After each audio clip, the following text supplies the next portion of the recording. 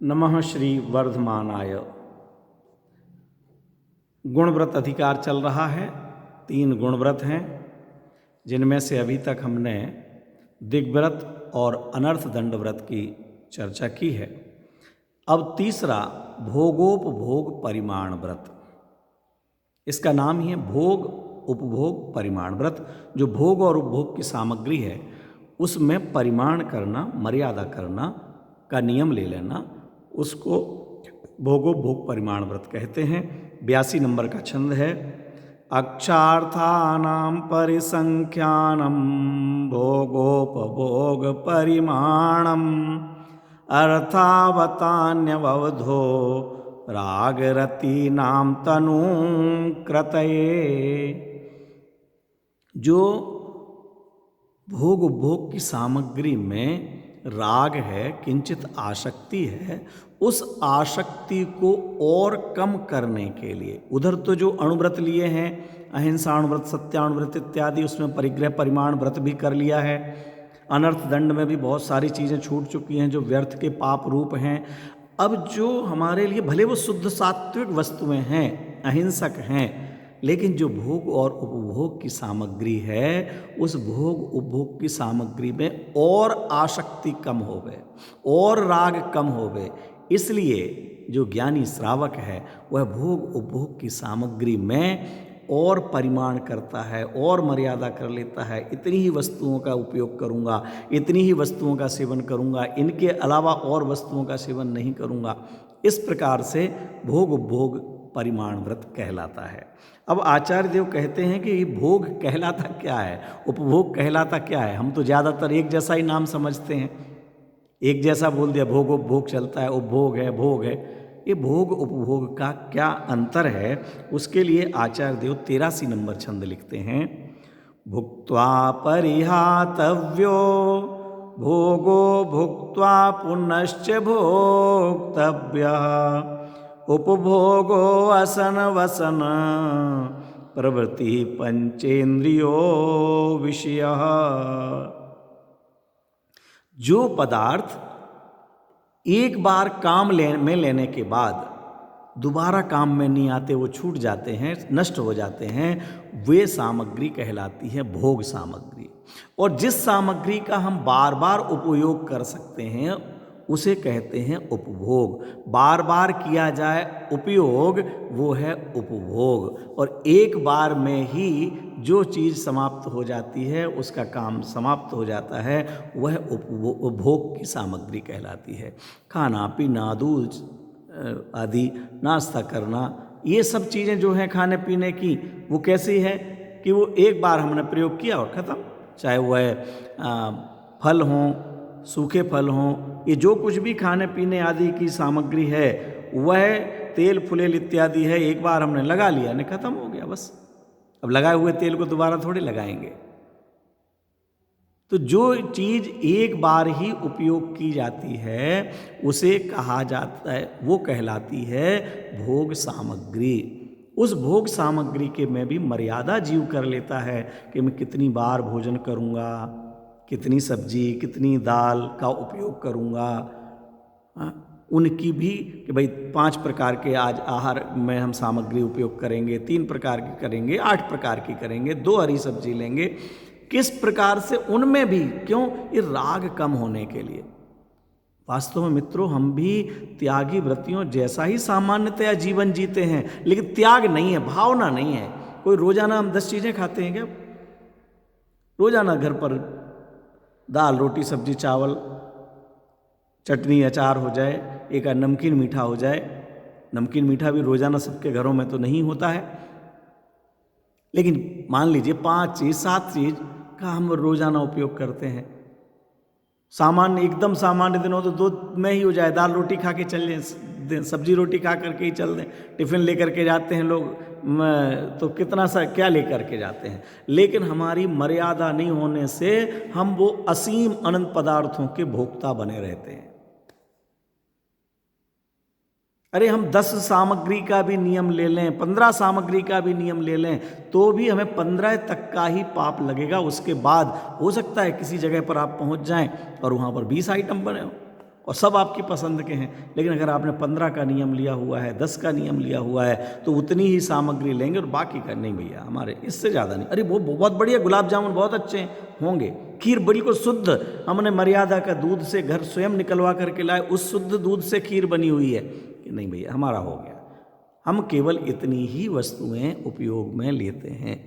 ये अंदर से राग टूटा हुआ होना चाहिए, मन खराब नहीं हो गए, अरे यार हमने 15 चीज़ का नियम लिया हुआ है, 10 चीज़ का नियम लिया हुआ है, यहाँ तो यार कितनी बढ़िया बढ़िया चीज़ बनी, अब क्या करें, आज तो नियम है, आज ही तुमको एक साथ सब चीज़ें बनाना थी, तो फिर वो त्याग नहीं हुआ अंदर से। कोई बात नहीं, अरे इतना खा खा करके अभी तक हमने कितना तृष्णा की खाई खूब भरी, पर रिक्त रही वह रिक्त रही, कितना ही खाया कहाँ बह गया। क्विंटलों से तो नमक खा चुके हैं, कहाँ गया पता नहीं, कितनी शक्कर खा चुके, कितना घी खा चुके, आज ना शरीर में लगा हुआ है ना कहीं बाहर लगा हुआ है, कहाँ गया, नालियों में बह रहा है। उसके लिए इतना पाप करते रहना। उपभोग की सामग्री, वस्त्र, आभूषण, मकान, गाड़ी, ये सब उपभोग की सामग्री, इसका हम बार बार उपयोग करते हैं, और बार बार उपयोग करते हैं तो उपभोग की सामग्री है, इसमें भी मर्यादा लेना चाहिए। कितना हम कपड़े रखेंगे, कितने मकान रखेंगे, कितनी गाड़ी रखेंगे, हाँ, कितने मोबाइल रखेंगे, कितने चश्मे रखेंगे, कितने जूते चप्पल, इनके हम बार बार उपयोग कर सकते हैं ना। जिनका हम बार बार उपयोग कर सकते हैं उसमें भी हम अपने जीवन को देखें, अपनी रुचि को देखें। भले आज मेरे जीवन में आज आर्थिक कमजोरी है, हो सकता है कोई 25 साल का युवा ये वीडियो सुन रहा है, पहली बार ही इस विषय को सुन रहा है, लेकिन अभी उसको बहुत लंबा जीवन अनुमानित जीना है।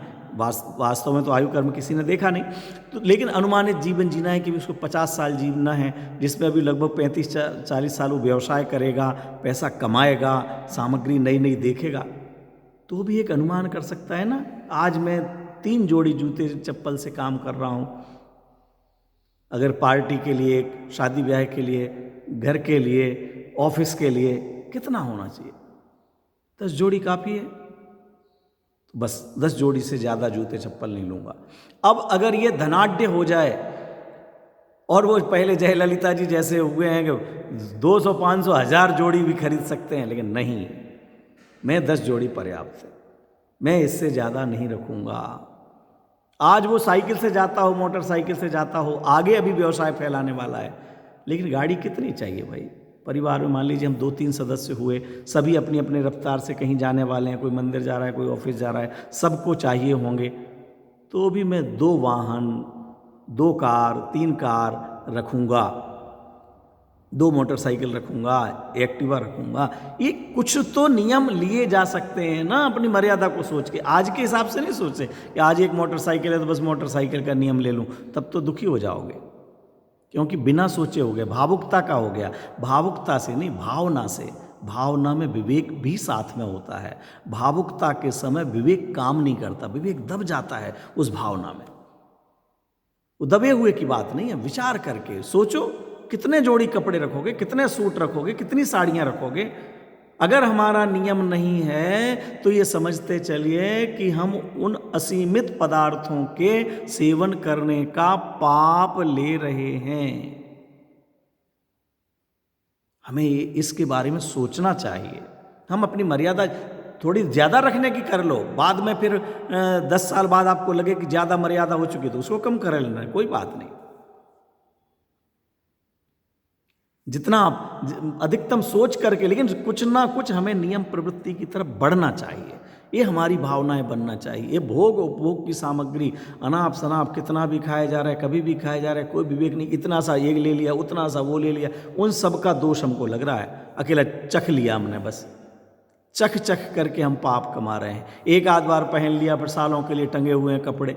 एक आध बार साड़ी पहन ली और वो फिर सालों तक काम नहीं आवे। शादी के समय, अपने शादी के समय ली थी और बेटे की शादी, बेटी की शादी के समय भी वो पहनने लायक नहीं रह जावे, क्योंकि इतनी डिजाइन बदल गई है, हजारों रुपए की वो चीज़। क्यों ज़्यादा मर्यादा रख करके और उसके स्वामी बने रह करके केवल इतना, मेरे पास इतने जोड़ी कपड़े हैं, मेरी इतनी गाड़ी है, मेरे इतने प्लॉट हैं, इतने मेरे फ्लैट हैं, बस इतना केवल अहंकार करने के लिए हम जीवित हुए हैं क्या? जीव बने हैं क्या, मनुष्य हुए हैं क्या, विचार करना। बहुत ज़्यादा पाप जो हमारा अनाप शनाप है उससे इस व्रत को बचाते हैं। अगले छंद में आचार्य देव कहते हैं कि कुछ वस्तुएं तो ऐसी हैं कि जिनको आज से ही अगर छोड़ा हुआ है नहीं है तो आजीवन, उसमें मर्यादा भी नहीं करना है, आजीवन त्यागने योग्य है। ये छंद में लिखा हुआ है इसलिए पढ़ के सुना रहा हूँ। मित्रों, मुझे पूरा विश्वास है कि जिन चीज़ों का नाम यहाँ आ रहा है वो आपके आजीवन त्याग है। और ना किया हो, माने प्रयोग तो आज तक नहीं किया, ना करोगे, लेकिन त्याग ना किया हो तो इस वीडियो को सुनते सुनते आप त्याग कर देना, नियम ले लेना कि हम किसी भी रूप में इन चीज़ों का उपयोग नहीं करेंगे। त्रसहति परिहरणार्थम क्षौद्रम पिशितम प्रमाद परेरियते मध्यम च वर्जनीयम जिन चरणों शरणमुपयातई। आचार्य देव कह रहे हैं जिनको जिनेंद्र भगवान की शरण प्राप्त हो गई है, अपने को मिली है मित्रों के नहीं, जिनेंद्र भगवान की शरण, जिनेंद्र भगवान का धर्म हमें सुनने को मिला कि नहीं। ये चत्तारी शरणम पब्बजामी केवली परिणतम धम्मम शरणम पब्बजामी बोलते ही हो या ये मानते हो कि मुझे अनंत भगवान की शरण मिल चुकी है, सिद्ध भगवान की शरण मिल गई, साधु परमेश जी की शरण मिली है और मैं केवली भगवान द्वारा बताए गए धर्म की शरण में रह रहा हूँ। अगर मैं केवली भगवान की शरण में रह रहा हूँ तो आचार्य देव कहते हैं कि ऐसे जीव जो सम्यक दृष्टि है वो तो सर्वथा त्यागी हैं ही, लेकिन हम भी चरणानुयोग की दृष्टि में अगर सच्चे देवशास्त्र गुरु के उपासक हैं, तीन मूर्ताओं से रहित हैं, सट अनायतन से रहित हैं, तो चरणानुयोग की दृष्टि में सम्यक दृष्टि की लाइन में आ गए। और उस दृष्टि से कहते आचार्य देव के आजीवन, ये तो एक सामान्य गृहस्थ को छोड़ने लायक वस्तुएं हैं, आजीवन आपके बच्चे भी इसका सेवन नहीं कर रहे होंगे, लेकिन नियम ना दिलाया हो तो नियम दिलाएं। क्या है, बहुत कठिन नहीं है। मद्य मांस मधु, ये तीन चीजें, इन तीनों में ही त्रस जीवों का घात होता है। जो शराब है वह विवेक को हरण करने वाली है, इसमें शब्द दिया प्रमाद को फैलाने वाली है। शहद जिसमें जीवों के घात होता है, मधुमक्खियों का जूठन है, मधुमक्खियों का मलमूत्र है, लार है, उसका सेवन नहीं करना। और मांस में चाहे मांस हो, अंडा हो, मरे हुए का हो, जिंदे का हो, मछली का हो, किसी भी प्रकार का। आजकल लोग बाग बहुत भेद करने लगे हैं, इसलिए मैंने 2-4 शब्द प्रयोग किए हैं, मुझे तो नाम भी नहीं आते हैं। शराब में भी किसी भी प्रकार का भेदभाव नहीं, ये तो विस्की कहलाती है, तो बियर कहलाती है, तो ये अंग्रेजी कहलाती है, इसमें अल्कोहल ऐसा होता, फलाना होता, मैं ही कुछ नहीं जानता। जिनको जिस नाम से शराब कहा जाता है, वो हिंदी हो, अंग्रेजी हो, देसी हो, ठर्रा हो, चाहे नशा कराने वाला गांजा हो, चरस हो, भांग हो, सिगरेट आदि हैं, इन सब चीज़ों का त्याग एक अच्छे श्रावक को कर देना चाहिए। मित्रों, आप अगर बच्चों को ये संस्कार दे देंगे तो हमारे परिवारों में ऐसे जो मुंबई जैसी जगह पर करोड़पति अरबपति के बच्चों के साथ कांड हो रहे हैं, हीरो हीरोइनों के साथ में कांड हो रहे हैं, वैसे कांड हमारे बच्चों के साथ में नहीं होंगे।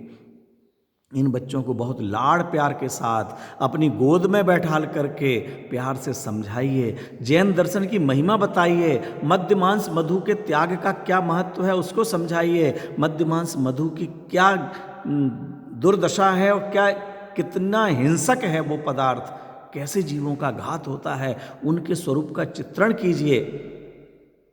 आपके बच्चे सुरक्षित होंगे, आपका परिवार सुरक्षित होगा, आपका तन मन और धन तीनों सुरक्षित होंगे। और जहाँ तन मन धन सुरक्षित है वहाँ अध्यात्म की चर्चा जिनवाणी प्रविष्ट होती है और तभी हमारे जीवन में आनंद होगा।